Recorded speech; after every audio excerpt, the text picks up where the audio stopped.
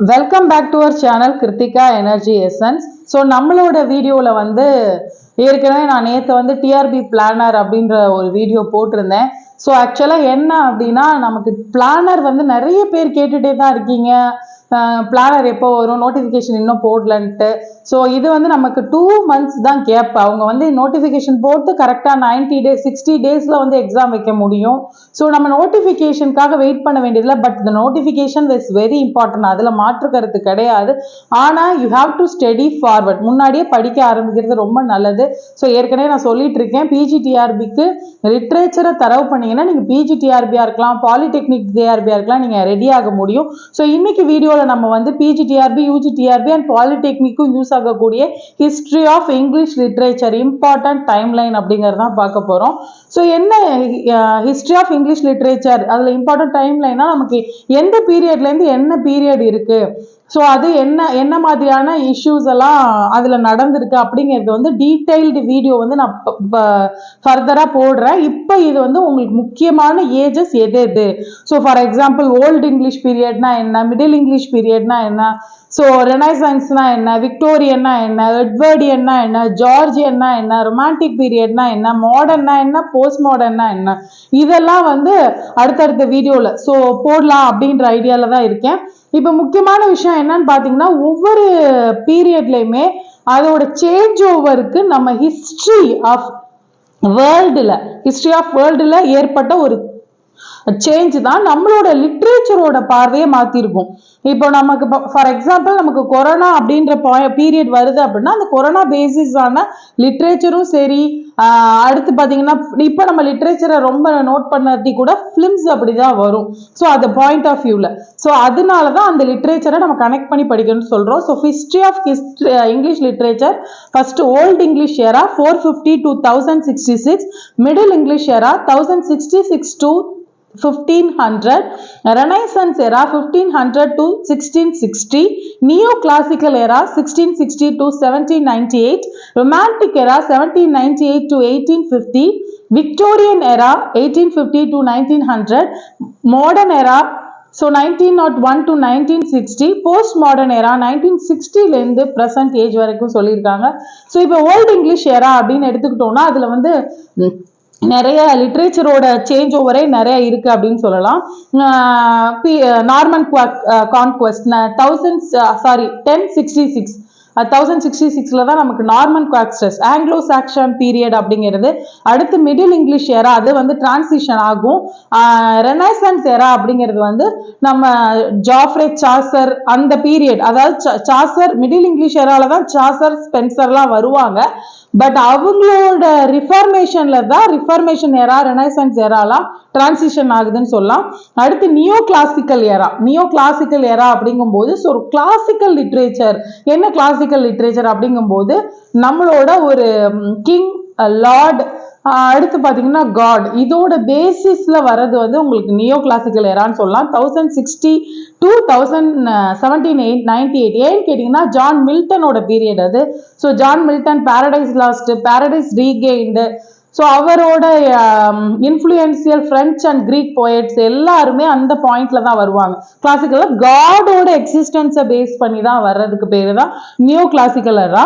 அடுத்து பார்த்தீங்கன்னா ரொமான்டிக் ஏரால என்ன அப்படின்னா, நமக்கு 1798 ஏன் ரொமான்டிக் ஏரா ஸ்டார்ட் ஆகுது அப்படின்னா, த ப்ரீலூட், வேர்ட்ஸ்வர்த் அண்ட் கூல்ட்ரிட்ஜோட ப்ரீலூட் அப்படிங்கிற புக்கோட வெளியீடு ரிலீஸ் ஆனதுக்கு அப்புறம் தான் நமக்கு என்னதுன்னா ரொமான்டிக் ஏரா ஸ்டார்ட் ஆகுது. So romantic era is nothing but the praise of nature. Words நம்ம ஏற்கனவே நம்ம வீடியோவில் பார்த்துருக்கோம். ஹை ப்ரீஸ்ட்னு சொல்றாங்க, high priest of nature, poet of nature, இது எல்லாமே நேச்சர் பாயிண்ட் ஆஃப் வியூ. கூல்ட்ரிட்ஜும் அப்படிதான். கூல்ட்ரிட்ஜ் அண்ட் வேர்ட்ஸ்வர்த்தோட கம்பைலேஷன்ல வந்த நம்மளோட முக்கியமான த ப்ரீலூட் அப்படின்ற புக்கு, அதை பேஸ் பண்ணது தான் ரொமான்டிக் ஏரான்னு சொல்லலாம். ஸோ அடுத்து எடுத்துக்கிட்டிங்கன்னா டிரான்சிஷன் பீரியட் ரொமான்டிக் எராக்கு அடுத்து நமக்கு மாடர்ன் போஸ்ட் மாடர்ன் ஏரா, அடுத்து மாடர்ன் ஏரா, அப்புறம் post modern era. Modern era அப்படிங்கிறது இன்வென்ஷன் ஆஃப் பிரிண்டிங் ப்ரெஸ்ஸுக்கு அப்புறம் வர்றது. ஸோ அடுத்து பார்த்தீங்கன்னா literary ages, age of Chaucer. So 1040லேருந்து 400 வரைக்கும் உள்ளது ஏஜ் ஆஃப் சாசர். ரெண்டுக்குள்ள டிஃபரன்ஸை புரிஞ்சுக்கோங்க, டைம் பீரியடை புரிஞ்சுக்கோங்க. இது போயட் பேஸ் பண்ணது, அது ஹிஸ்டரி பேஸ் பண்ணது. So age of Chaucer 1340 400, 15th century and renaissance 400லேருந்து 1557 வரைக்கும் இருக்கிறது வந்து ரெனைசன்ஸ் பீரியட். இதுல தான் நமக்கு வந்துட்டு சாசர்ல இருந்து ஸ்பென்சர் வரைக்கும் வராங்க. அடுத்து ஏஜ் ஆஃப் ஷேக்ஸ்பியர் 1558 to 1625 வரைக்குமே ஏஜ் ஆஃப் ஷேக்ஸ்பியர். ஸோ போன தடவை சொன்ன மாதிரி ஏஜ் ஆஃப் மில்டன் 1625 to 1600. ரெண்டையும் கம்பேர் பண்ணி படிங்க. அந்த ஏஜை லிட்ரரி ஏஜஸையும் சரி, நமக்கு ஹிஸ்டரி ஆஃப் டைம் லைனை கம்பேர் பண்ணி படிக்கிறதுக்காக தான் ரெண்டையும் ஒரே வீடியோவில் கொடுத்துருக்கேன். ஸோ ஏஜ் ஆஃப் மில்டன்னா பாரடைஸ் லாஸ்ட், பாரடைஸ் ரீகைண்டு இதெல்லாம் வந்தது தான். அடுத்து பார்த்தீங்கன்னா ஏஜ் ஆஃப் ட்ரைடன் 1660 to 1700 நமக்கு அப்சலாம் அண்ட் அசிட்டோஃபல் அப்படின்னு வரும். அதுக்கப்புறம் பார்த்தீங்கன்னா அந்த ஏஜ் ஆஃப் ட்ரைடன் வந்து கிரிட்டிசிசத்தை வந்து ஸ்டார்ட் பண்ணி வைக்கிறாரு. பேசிஸ் ஆஃப் ஒவ்வொரு மெத்தட்ஸையும் யூஸ் பண்ணி எப்படி கிரிட்டிசிசம் ஸ்டார்ட் பண்றாரு, அது ஏஜ் ஆஃப் ட்ரைடன். இது அடுத்து age of Pope Alexander Pope. இதை வந்து என்ன சொல்றாங்கன்னா ஏஜ் ஆஃப் சென்சிபிலிட்டி. நமக்கு முக்கியமான விஷயத்த வந்து சென்சிபிலிட்டி, அவங்க என்ன சென்ஸ் பண்றாங்க பீப்புள் அப்படிங்கிறத கன்சிடரேஷனுக்குள்ள கொண்டு வர்றது. 1700 to 1745. Age of doctor Samuel Johnson வந்து ஏஜ் ஆஃப் டிரான்சிஷன். ஸோ சென்சிபிலிட்டிலேருந்து டிரான்சிஷனுக்கு வருது. அவங்க என்ன நினைக்கிறாங்கிறதுக்கு அப்பாற்பட்டு லெக்சிகோகிராஃபர். ஸோ சாமுவேல் ஜான்சன் பீரியட்ல தான் இங்கிலீஷோட ஃபர்ஸ்ட் டிக்ஷனரி ரிலீஸ் ஆகுது.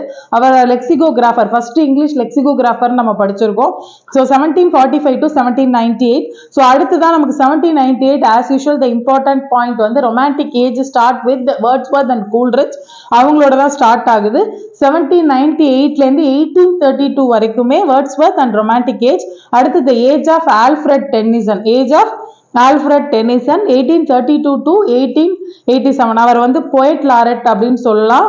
1887 ஆல்ஃபிரட் டென்னிஸோட நம்ம யுலைசஸ் போயம், அதுக்கப்புறம் நிறைய போயம்ஸ் நிறைய வந்து அவரோட தனித்துவம் எப்படி இருக்கும் அப்படின்னா ஃபேண்டசியை மீன் பண்ணி ஃபேண்டசியும் கொஞ்சம் கொண்டு வந்து கொடுத்துருப்பாரு. ஏன்னா அந்த வேர்ல்டு நம்மளோட வேர்ல்டுல அப்படி இருக்கும். அடுத்து age of Thomas Hardy 1887 to 1928. அதுக்கப்புறம் உள்ளதை வந்து ஏஜ் போயட்டை பேஸ் பண்ணி வரல. ஏன்னா அடுத்தடுத்து ஒரே ஏஜ்ல நிறைய இம்பார்ட்டண்ட்டான ப்ராமினண்டான போயட்ஸ் வந்து இருக்கிறதுனால ஏஜ் ஆஃப் சாசர் அப்படின்ற மாதிரி தனியா கொடுக்க முடியல அப்படின்னு தான் சொல்லணும்.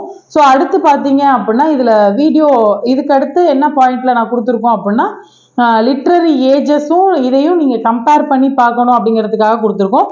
ஸோ அடுத்து வெஸ்ட் மினிஸ்டர் ஆபேல பரிடா இருக்க போயட்ஸை பத்தி ஒரு ஸ்லைடு வரும். அதுல வந்து பாத்தீங்கன்னா ஒரு 11 போயட்ஸ் வந்து வெஸ்ட் மினிஸ்டர் ஆபேல ஃபர்ஸ்ட் சாசரை பரி பண்ணாங்க. அதுல இருந்து ஒரு தாமஸ் ஹார்டி வரைக்குமே அதுல வந்து பண்ணியிருக்காங்க. அது பொயட்ஸ் கார்னர்னு சொல்லுவாங்க. பொயட்ஸ் கார்னர்னு எதை கேட்டாலும் வெஸ்ட் மினிஸ்டர் ஆபே அப்படின்னு சொல்லுவோம். ஒரு 11 போயட்ஸ் அதுல வந்து பரி பண்ணியிருக்காங்க. ஸோ அடுத்த வீடியோ வந்து டைப்ஸ் ஆஃப் போயம்ஸ் அதோட லைன்ஸை பொறுத்து வேர்ஸை பொறுத்து நிறைய கேட்டகரைஸ் பண்ணியிருக்காங்க. ஸோ நமக்கு கப்லெட்னா தெரியும். ஸோ தமிழ்ல இருக்கிற மாதிரி தான் கப்லெட். அடுத்து வந்து டெர்சா ரைமா, குவார்ட்ரைன், இதை பத்தின டீடைல்டு வீடியோ வந்து நெக்ஸ்ட் அப்டேட் பண்றேன். Stay tuned with Kiruthika energy essence for your competitive exam guidance. If you like this video, like it and share it and subscribe it and subscribe my channel and share my channel to those who are preparing for PG TRB and UG TRB and Polytechnic TRB. Thank you friends.